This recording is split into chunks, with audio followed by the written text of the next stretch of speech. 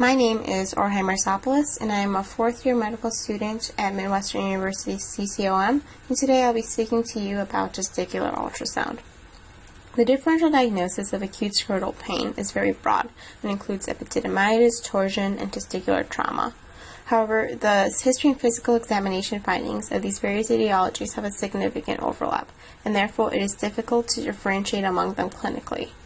Yet the distinction between the underlying pathology is critical, as prompt diagnosis and intervention is required in cases of testicular torsion, trauma, and incarcerated hernias.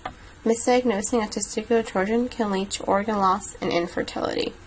Hence, testicular ultrasound is an essential tool for prompt diagnosis. We will begin by reviewing the anatomy.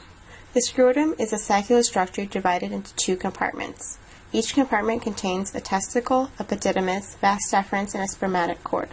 The testes are surrounded by a fibrous capsule called the tunica albuginea, which is covered by the tunica vaginalis. The tunica vaginalis has two layers, an outer parietal layer and an inner visceral layer, which are separated by a small amount of fluid. The epididymis is found along the posterior lateral aspect of each testis. The epididymis measures 6 to 7 millimeters in length and consists of a head, body, and tail. The largest portion of the epididymis is the head. The tail of the epididymis becomes a vas deferens as it ascends superiorly out of the scrotum. The spermatic cord suspends the testes in the scrotum and consists of arteries, veins, nerves, lymphatics, and the vas deferens. The appendix testes and the appendix epididymis are both embryological remnants that are found toward the superior pole of the testes. Blood supply to the testes primarily originates from the testicular artery, which arises from the aorta. Venous outflow from the scrotum is via the pempiniform plexus, which empties into the testicular veins. Some indications for testicular ultrasound include a patient who presents with testicular or scrotal pain, testicular mass or edema, as well as a patient who had trauma to the area. As discussed briefly, the differential diagnosis of acute scrotal pain includes epididymitis or chitis, testicular torsion or torsion of the testicular appendage, testicular trauma or rupture, and herniation of the abdominal contents into the scrotum. The history and physical findings of these pathologies can overlap, making it difficult to differentiate clinically, and hence the importance of testicular ultrasound. When we talk about testicular ultrasound, it's all about the flow. You always want to start with the unaffected side and then compare to the pathological side. This allows the patient to familiarize themselves with the process, and it provides you a comparison of the anatomy and blood flow. It is best to use a high-frequency linear probe. You want to get the patient comfortable, laying supine or sitting upright, and support the scrotum with a towel sling. You can ask the patient to support the penis in a cephalad position. You want to start in a longitudinal plane with the probe marker cephalad, or towards the head. The epididymis is posterior lateral, so in this position it is located on the left and bottom of the screen. You want to make sure to scan the entire testes. Then turn 90 degrees to a transverse position and again scan the entire testes. You can then turn on the color Doppler and observe the flow. Of note, the power Doppler feature may detect slow flow. The color gain should be adjusted carefully, as artifactual appearance of flow can be created in a torus testicle. Intertesticular and epididymal flow should be confirmed. You can then squeeze the testicles together so you have both testicles in your field of view and compare them directly. Spectral Doppler is a tool that creates a pulse wave to determine venous or arterial flow. It is optional, but it comes in handy when we talk about torsions. And we'll discuss this in more detail towards the end of this presentation. It is important to note that while bedside ultrasound is good to rule in a torsion and allows for shorter door to OR time, it cannot rule out a torsion. It is best to get a formal ultrasound to rule out this diagnosis. Here is an image of normal findings with testicular ultrasound. A normal testes has a mid-gray appearance and it's homogeneous. The echogenicity of the testes is similar to that of the liver or the thyroid. The epididymis here is located on the right, and it's slightly similar or slightly increased echogenicity as compared to the normal testes. The mediastinum testes is seen as a linear echogenic band running parallel to the epididymis. There is a thin hypoechoic ring of fibrous tissue surrounding the testes, giving it an encapsulated appearance. This ring is the tunica vaginalis and is shown here with a white arrow. It contains a small amount of fluid between its layers. We'll now talk about pathology detected by ultrasound. The normal scrotum contains a small amount of serous fluid between the layers of the tunica vaginalis. An abnormal collection of this fluid in the space between the visceral and parietal layers of the tunica vaginalis results in a hydrocele. The fluid connections are usually confined to the anterior lateral portions of the scrotum because of the posterior location of the attachments of the tunica to the testes and the scrotum. Hydroceles may be unilateral or bilateral, and many of these fluid collections are congenital.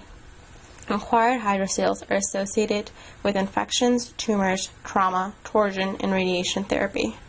Sonographically, a simple hydrocele is seen as a dark fluid collection surrounding the testes. A spermatocele is a cystic collection of semen or blood in a spermatic cord.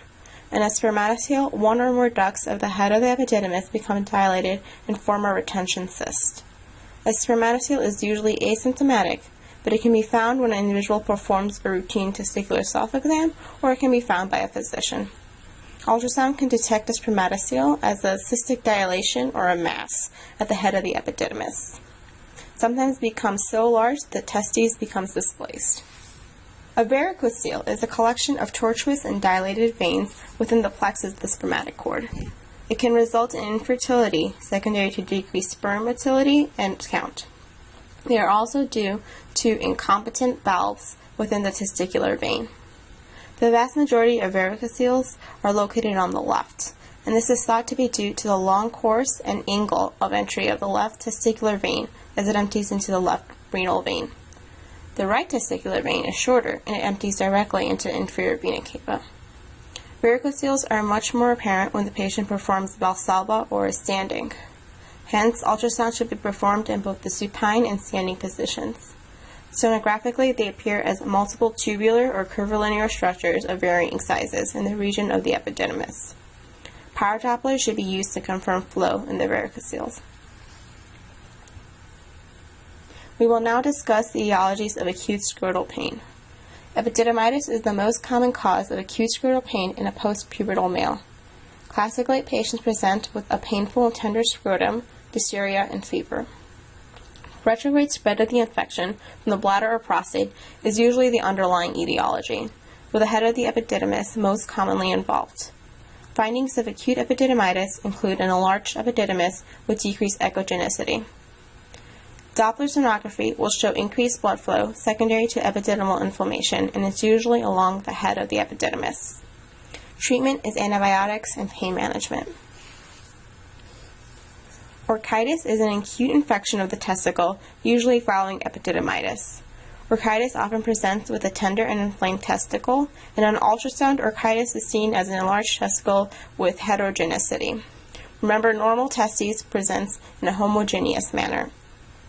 Color Doppler is helpful to differentiate between orchitis and torsion, since blood flow in orchitis is increased in comparison to the unaffected side due to inflammation. Important to note that epididymitis and orchitis can lead to torsion due to increased inflammation and edema. Blunt trauma to the scrotum can lead to damage to the testicle and adjacent structures. Injuries to the scrotum include laceration, hemorrhage, contusion, or rupture of the testicle. The goal of scrotal ultrasound in patients with acute trauma is to evaluate injury to the testicle. Blood flow to the testicle should also be evaluated, since trauma can lead to testicular torsion. Sonographic findings suggestive of testicular rupture include irregular outline and surrounding fluid and edema. A significant hematocele is an indirect finding for possible testicular rupture. Color Doppler helps differentiate hematomas from tumors. Tumors are usually vascular, whereas hematomas will not reveal any blood flow. Treatment for contusion includes rest, ice, and NSAIDs for pains. However, a testicular rupture requires surgical exploration. Testicular torsion is a urological emergency. It is the twisting of the spermatic cord, cutting off venous flow and then arterial flow, leading to ischemic tissue destruction. Prompt diagnosis and early treatment is essential, as time is critical to save the testes. Torsion is more common in children, but can occur at any age. The majority of testicular torsions result from anatomical defects that lead to a redundant spermatocord. An undescended testicle is also increases the likelihood for torsion. Redundant spermatocord is mobile, and during torsion, it begins to twist upon itself. As the twisting progresses, venous flow is interrupted initially, and this is due to collapsible vessel walls and a low pressure within the veins. Venous obstruction is followed by a decrease in arterial flow. This eventually progresses to complete obstruction. Once spermatocord is fully torsed and no blood flow is present, infarction and loss of the testicle can occur quickly. Rapid diagnosis of testicular torsion is critical to preserve fertility. After 24 hours, salvage of the testicle is rare, unless there has been intermittent detorsion. When blood flow is absent in the infected testicle, the diagnosis of testicular torsion is clear. These patients need to go to the OR within 6 hours of onset. The sensitivity of ultrasound for testicular torsion is 94 to 96%, and the specificity of 96 to 98%. Of note, these are ultrasounds performed by radiology. Occasionally, decreased blood flow is seen in early torsions, and this can be misdiagnosed as normal. Thus, compared to the contralateral size is crucial. Spectral Doppler tracings should be obtained to confirm both arterial and venous flow. The absence of venous pattern by spectral Doppler on the affected side suggests early torsion. Spectral Doppler is an advanced tool that is very essential in diagnosing an early or partial torsion that might still have arterial flow. So you may have missed a torsion because you will still see flow on a collar Doppler. However, the venous flow has disappeared. There is no literature to support an increase in sensitivity or specificity of bedside ultrasound, but it is a good tool to have in your pocket. You want to find an area of blood flow and press the pulse wave button. A waveform appears. A flat line is venous, and a line with peaks is arterial flow. You want to ensure that you have both present within the testicle. A bell clapper deformity is a congenital malformation of the processus vaginalis. Instead of the testes attaching posteriorly to the inner linings of the scrotum, the testes is free-flowing in the tunica vaginalis. The testes can twist upon itself, and this results in torsion. Also, it's common for it to detorse, resulting in intermittent testicular torsion. And therefore, some recommendations that we have about testicular torsion. If you see a decreased flow, you want to get the patient to the OR as soon as possible. If you see increased or normal flow, you can either follow up with a formal ultrasound or perform a spectral Doppler. If you see both arterial and venous flow, then you can treat with antibiotics and rescan in 15 minutes. The reason for the rescan is in case they have a bell clapper deformity, in which it may have detorsed just before you scan them, and normally you will see this increase the flow, but it only lasts 10 to 15 minutes.